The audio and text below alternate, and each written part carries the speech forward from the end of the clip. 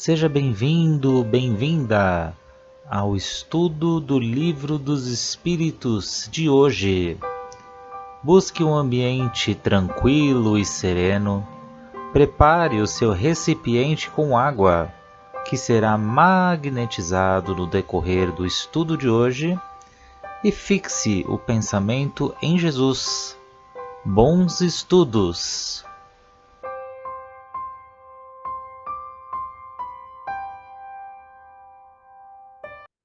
Olá a todos, sejam todos muito bem-vindos. Aqui é o nosso grupo de estudos do Livro dos Espíritos, esse livro base. E antes, para nós começarmos os nossos estudos de hoje, vamos fazer a nossa prece de gratidão. Gratidão aos mentores, ao nosso anjo da guarda que nos acompanham nessa jornada terrena. A gratidão à Nossa Senhora Mãe Santíssima, que nos envolve todos os dias com seu manto azul de luz. A seu Filho, nosso Mestre Jesus, pelo seu amor, pelo seu carinho, pelos seus ensinos, Mestre. E assim, pedimos a licença para adentrarmos aos estudos de hoje, agradecendo a Deus por essa oportunidade de estarmos aqui. E assim, mais agradecidos, estamos prontos para começar os estudos. Que assim seja. Então Deus. vamos lá. É você, Gerson, que vai fazer a 442? Sim, vamos começar com a 442. Tá. Pergunta: se abandonasse o estático a si mesmo, sua alma poderia deixar definitivamente seu corpo? Resposta: sim, ele pode morrer. E por isso é necessário fazê-lo voltar para tudo o que pode prender neste mundo, sobretudo fazendo entrever que se romper a cadeia que o retém, esse será o verdadeiro meio de não permanecer onde ele vê que seria feliz. Então, assim, a resposta do Espírito da Verdade, né, diz que sim, podemos morrer, sim.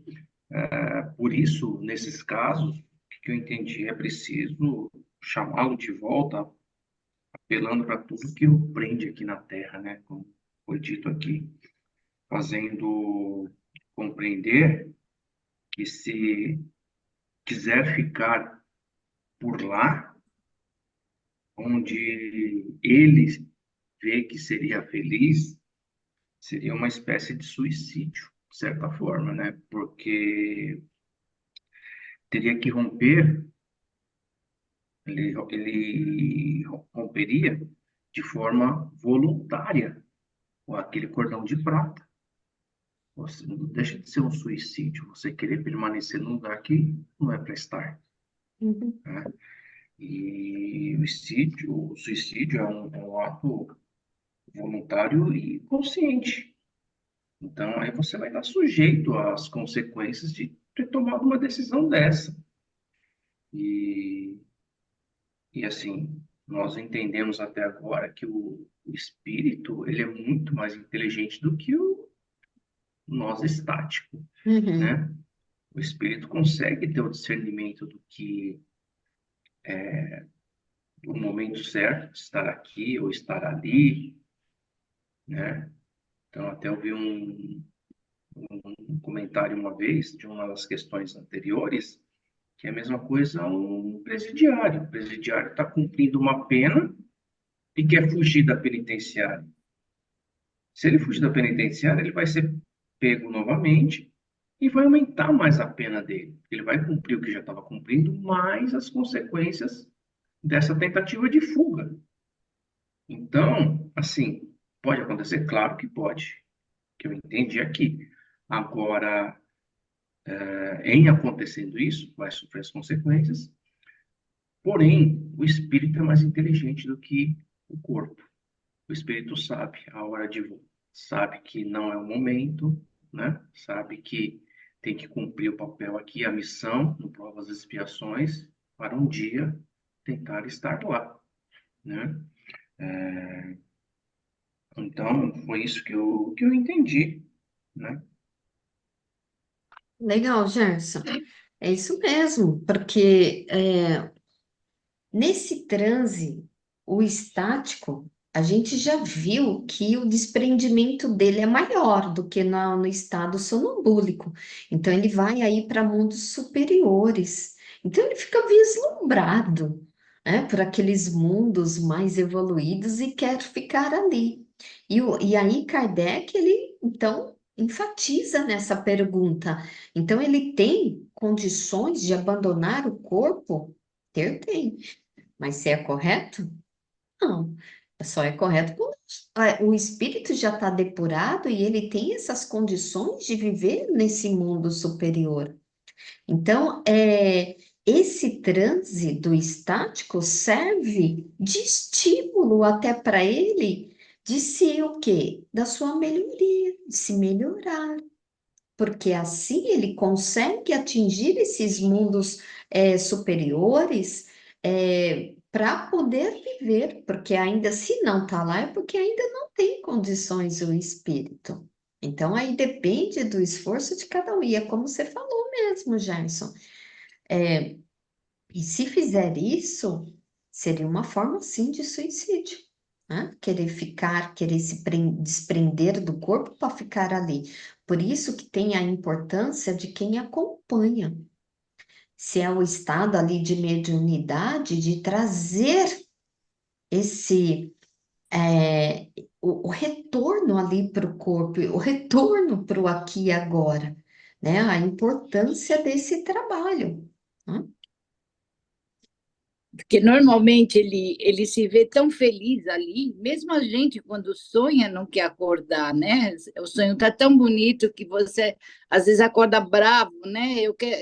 Tenta até dormir para ver se continua aquele sonho maravilhoso.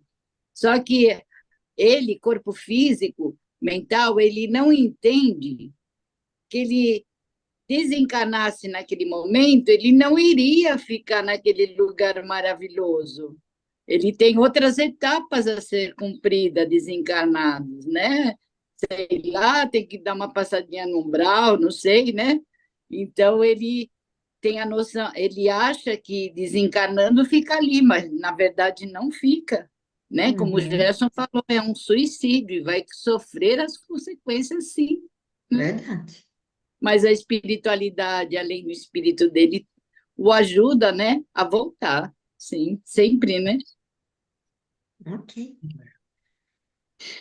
Bom, vamos seguir aqui na 443.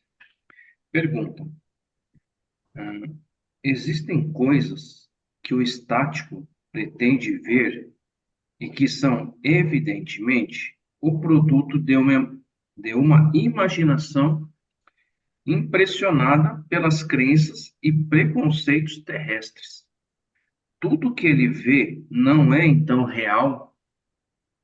Então, entende aqui que a pergunta é: será que não é coisa da cabeça da pessoa, né? Uhum. Vamos ver aqui a resposta.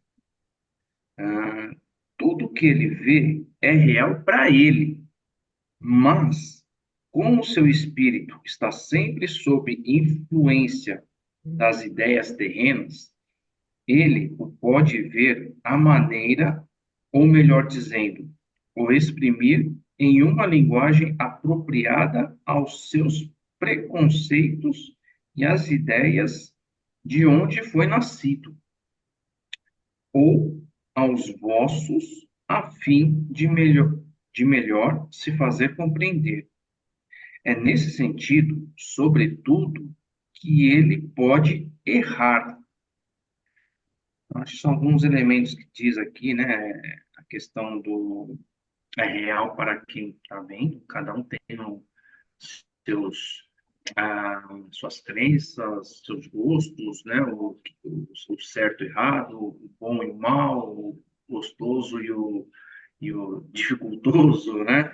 Então, tem muito a ver com uma pessoa, uma coisa bem, bem pessoal. E aqui ele fala no final, né? Sobretudo, ele pode errar, né?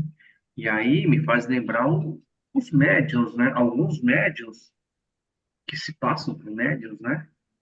E tem algumas premonições, algumas visões, e faz disso, tenta fazer disso a verdade.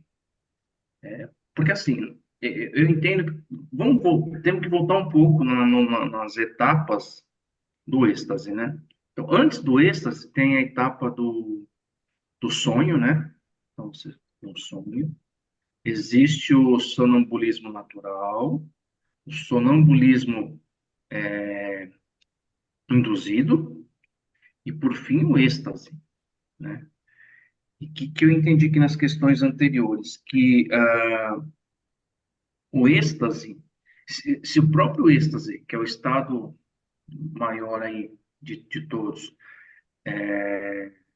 onde o grau de liberdade da alma é maior, o desprendimento é maior, ele ainda sofre com influências pessoais, com ideias terrenas. Imagine em outros estados, né? No estado de sonho ainda, que a gente está muito comandado pela nossa mente, pelo nosso corpo, né? Pelo sonambulismo natural. Se no próprio êxtase ali a gente já tem um resquício, né, de questões, de influências terrenas, imagine nessas outras etapas. E é aí que eu acho que acaba se perdendo, quando ele quer dizer aqui, na questão de cometer o erro, Uhum, né? O uhum, cometimento dos erros. uhum, E, e aí, o que eu estava refletindo aqui? No próprio, no André Luiz, né? Que ele, quando ele escreveu o Nosso Lar 1, especificamente, o que ele descreveu para a gente? Um umbral é um lugar escuro, frio, sujo, mas e para uma pessoa que gosta da escuridão, um umbral não seria claro? Para uma pessoa que gosta do frio, talvez um umbral não seria um lugar quente, né? Então, acho que tem muito a ver de ideias terrenas, né? É claro que no final das contas a gente sabe que é um lugar o umbral é um lugar que você vai ter que passar um tempo, vai ter que refletir, né? O que você fez, deixou de fazer, né? E aí, num sentido figurativo ou recurso de narração da pessoa, ele começa a usar algumas ideias que ele tem e começa a narrar aquilo que é. Então, é lugar frio, escuro, sujo, eu me vi com roupas rasgadas. Quem sabe a roupa do André Luiz? Só ele mesmo, né? Então, é uma outra coisa que eu estava refletindo. Se estava de camisa, camiseta, né? Então, nesse sentido, eu pensei aqui no que o Espírito da Verdade quis dizer nessa resposta, que sim, ainda temos influências do mundo terrestre aqui, né? Muitas vezes. E muitas vezes, quando ele fala frequentemente, eu entendo que é muitas vezes, na maioria das vezes, a gente é acometido por erros, né? De pensar que aquilo é a verdade, né? Enfim, não deixa de ser, mas existe muita questão dos nossos conhecimentos, das nossas ideias, preconceitos, né? Preconceitos, né? Na vida terrena para começar a descrever o que a gente vivenciou em outros estados, né? Então, isso que eu pude observar aqui dessa questão 444. Você explicou bem explicadinho aí, Gerson, isso mesmo. Porque o estático ele vai ver e vai relatar o que vê de acordo com os conhecimentos dele, de acordo com as suas crenças, com a sua cultura, de acordo com o que ele sabe. Então ele não vai além disso, porque tanto o sonambúlico como o estático Esses transes são o quê? São processos anímicos, é o processo da própria alma. Então, é de acordo com os seus conhecimentos ali, com a sua maneira de pensar, com os seus preconceitos ou não. Então, ou seja, é tudo aquilo que constitui o caráter ali do espírito, né? Que esse desprendimento acontece, ele não se desfaz, ele não deixa todo o seu caráter ali, os seus conhecimentos e vai para o sonambulismo ou para o êxtase, né? Ele vai com a bagagem dele também. É depender muito da evolução, né? Da Uhum, maneira como é criado, da socialização, tudo isso vai interferir isso e vai mesmo. fazer com que ele interprete de uma maneira diferente, muitas vezes, daquilo que ele está vendo, né? Então, a espiritualidade está permitindo que ele tenha acesso a alguma coisa que seja útil, né, para ele, por exemplo. Mas o preconceito, a maneira com que ele é criado, a religiosidade dele, vai fazer ele, muitas vezes, interpretar erroneamente, né? Ele vai se deixar se ver com aquele preconceito, com aquelas dogmas, né, das religiões deles, muitas vezes, e vai interpretar totalmente diferente É daquilo que verdade. a espiritualidade está mostrando, né? Olha, é isso aqui, mas ele não vê. Entender assim também. Um outro exemplo que eu lembrei aqui, no filme Nosso Lar 1, é quando o André Luiz, acho que foi no Nosso Lar 1, abastecido de fluidos, né? É mostrado ele tomando sopa, né? Bebendo sopa. Será que tem sopa no mundo, né? No mundo espiritual? Uma É o forma mundo. figurativa, né? Uma forma como ele interpreta, como ele viu, né? Para ele Aqui, se né? abastecer de fluido era tomar sopa. É, Para outros podia falar injeção, um copo uhum, d'água. uhum. É o mundo ilusório, né? O mundo da matéria, o mundo ilusório, né? Que persiste. Então vamos lá. Na 444, Kardec pergunta: qual o grau de confiança que se pode depositar nas revelações dos estáticos? Porque Kardec, então, ele coloca aqui: então, dá ou não para confiar no que os estáticos falam? E a espiritualidade responde: o estático pode enganar-se muito frequentemente, sobretudo quando ele quer penetrar aquilo que deve permanecer um mistério para o homem. Porque então se abandona às suas próprias ideias, ou se torna joguete de espíritos enganadores, que se aproveitam do seu entusiasmo para o fascinar. Então, aqui a espiritualidade explica que muitas coisas que o estático vê e não compreende, então ele naquela ânsia, né, de querer relatar, é, é, conhecer o que ainda ele não tem o preparo. Ele pode sim, pelo entusiasmo dele, ser vítima desses espíritos mistificadores. Porque para termos a espiritualidade séria ao nosso lado, no exercício da mediunidade, nessa altura dos nossos conhecimentos, a gente já viu que é necessário o nosso esforço para a nossa melhoria. Estudar, ter a disciplina, e com o nosso esforço de nos melhorarmos, a espiritualidade superior aí nos acompanha. Então, pode sim.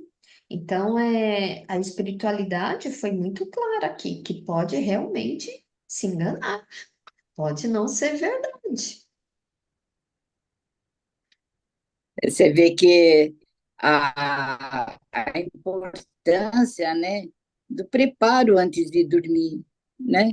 Não dormir sem uma oração, sem uma conexão com a espiritualidade maior, né? Que com certeza nesses momentos do estático ali vai ajudá-lo e muito, né? para que ele não seja, vamos dizer, vítima desses espíritos enganadores que vão exercer todo um fascínio daquilo que ele acha da matéria. Está muito ligado na questão anterior, né? Então, se ele não se prepara, tem baixíssima, né, tem muito baixo conhecimento, ele com certeza poderá ser vítima desses espíritos enganadores que está esperando só uma brechinha para poder adentrar, né? O que é o fascínio, né? É da vida material. Então, eu vou ganhar dinheiro, eu vou conquistar não sei quem, e isso com certeza vai aparecer nesse momento, né, para o estático. Uhum. Isso mesmo. Pode seguir, Su. 445. Quais as consequências que se podem tirar dos fenômenos do sonambulismo e do êxtase? Não seria uma espécie de iniciação à vida futura? Resposta: ou melhor dito, a vida passada e a vida futura, que o homem entrevê, que ele estude esses fenômenos e neles encontre a solução de mais de um mistério que sua razão procura inutilmente penetrar.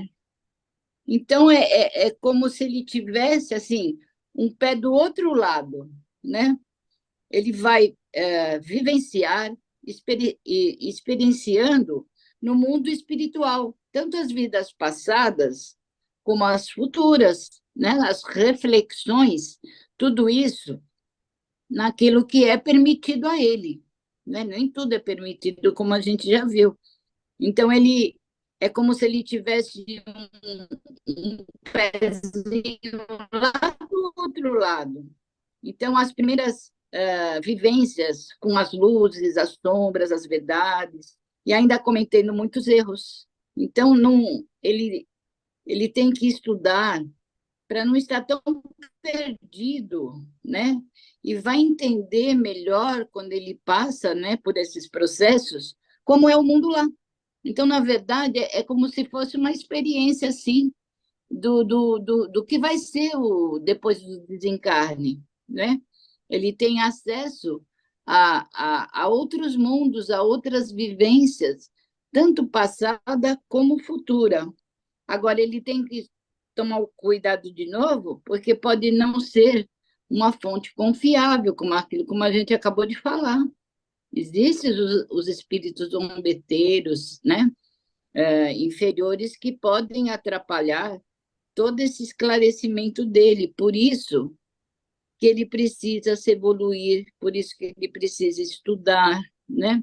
Diferenciando o saber, né? Que muitos espíritas, principalmente espírita, estuda.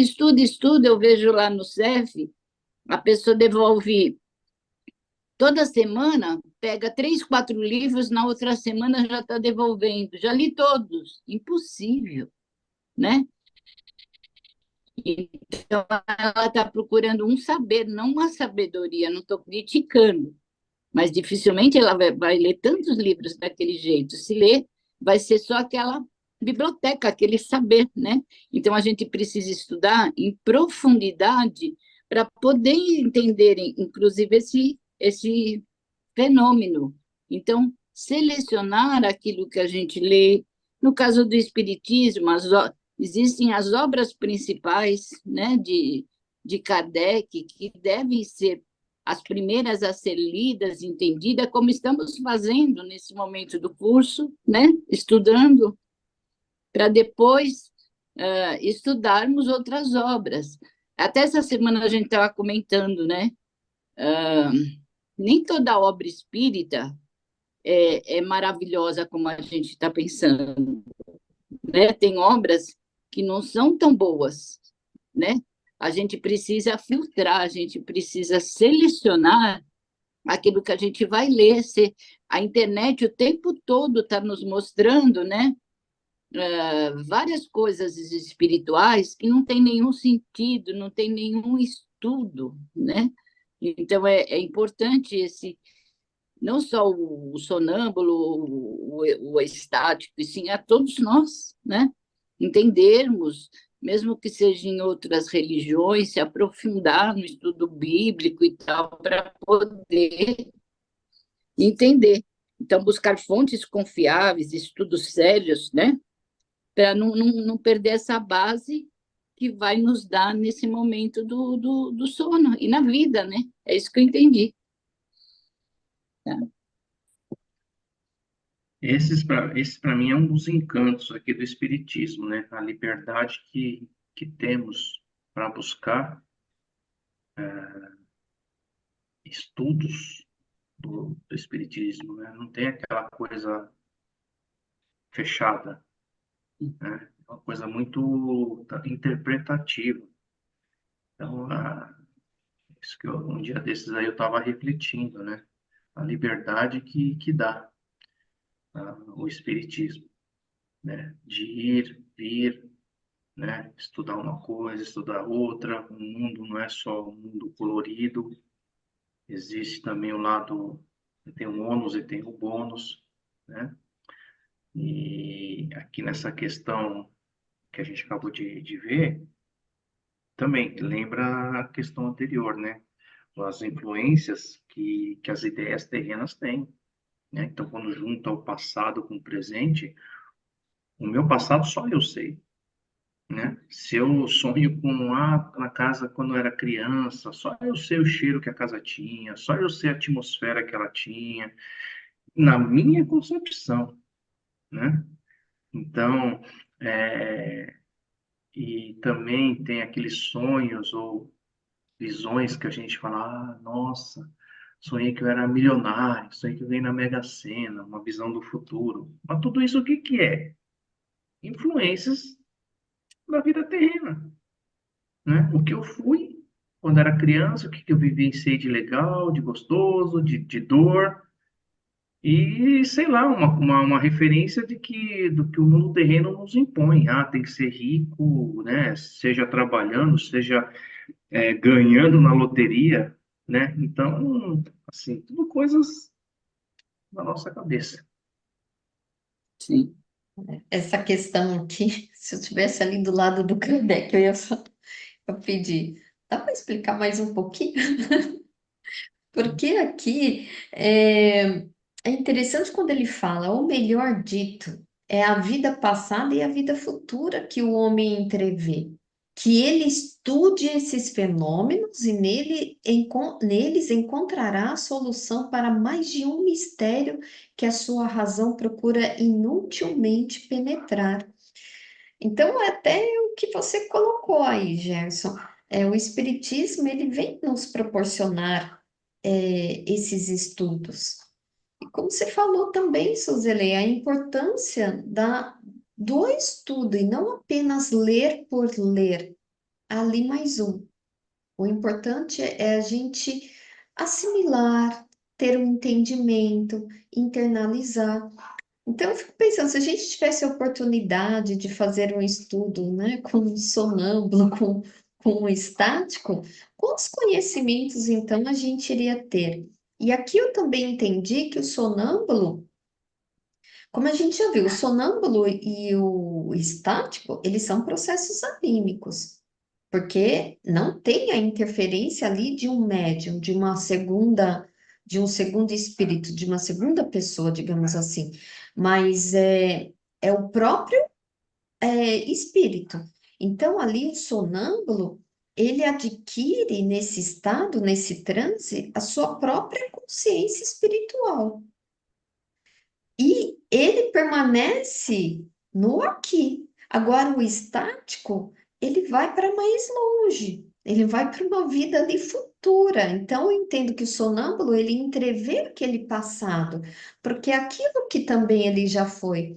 Porque vocês lembram nos estudos anteriores que a gente falou assim, ó, a gente pode ser um analfabeto nessa vida, mas quando ele está no estado sonambúlico, ele vai falar com tanta clareza, com tantos outros conhecimentos, com uma linguagem que o analfabeto não teria. Por quê? Porque ele acessa os seus registros anteriores.